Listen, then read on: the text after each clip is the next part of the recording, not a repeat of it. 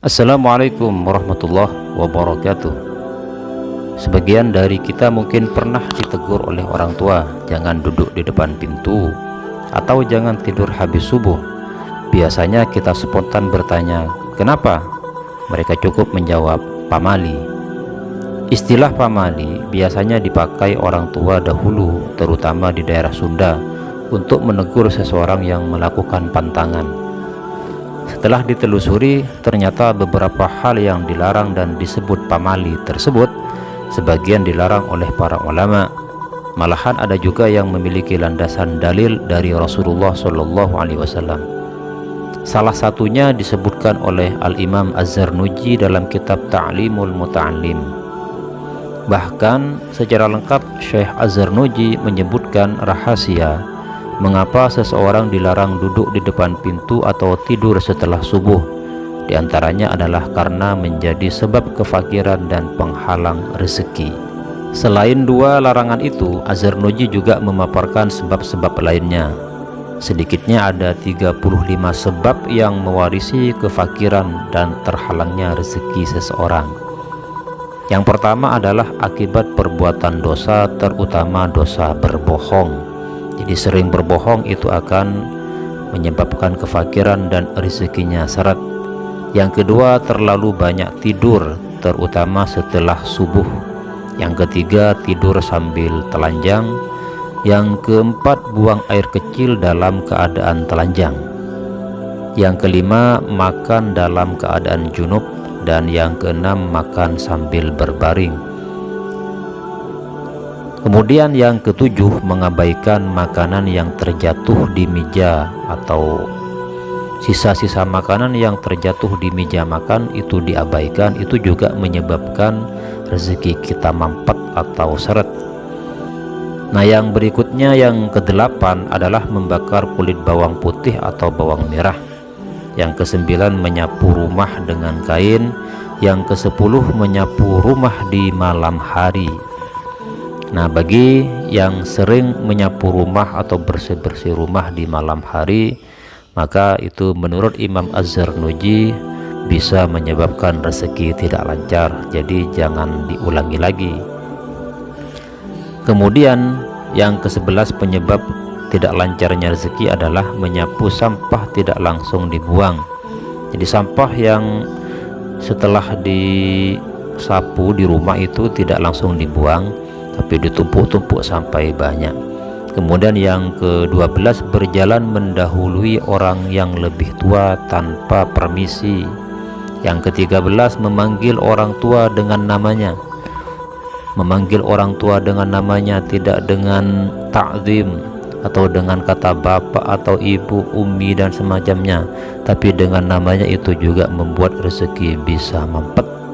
Yang ke-14, menyela-nyela gigi dengan kayu kasar.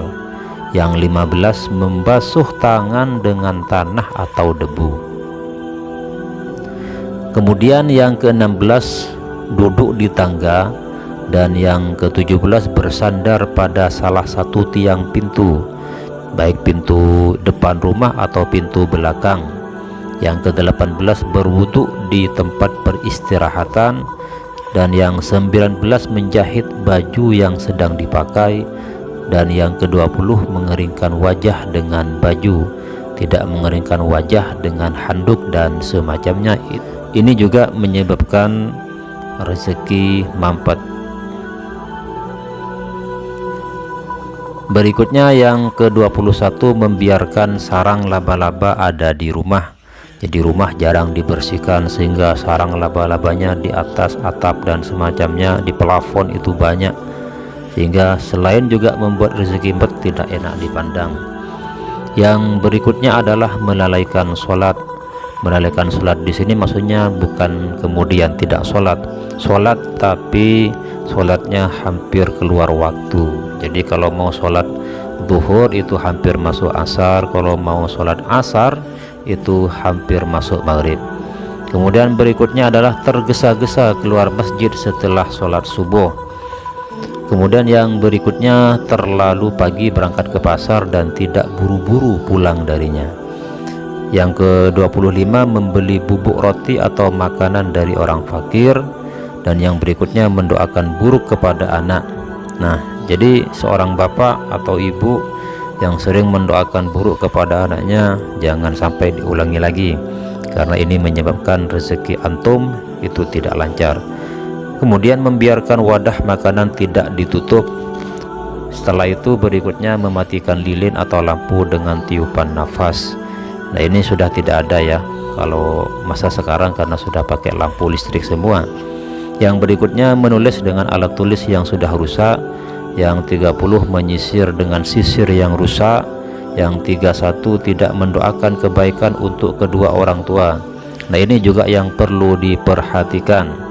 Antum yang jarang mendoakan kedua orang tuanya, maka itu juga menyebabkan rezeki mampet. Jadi setelah mendengar video ini, antum rajin-rajinlah mendoakan kedua orang tua setelah sholat. Rabbighfirli dzunubi wa liwalidayya warhamhuma kama rabbayani shaghira.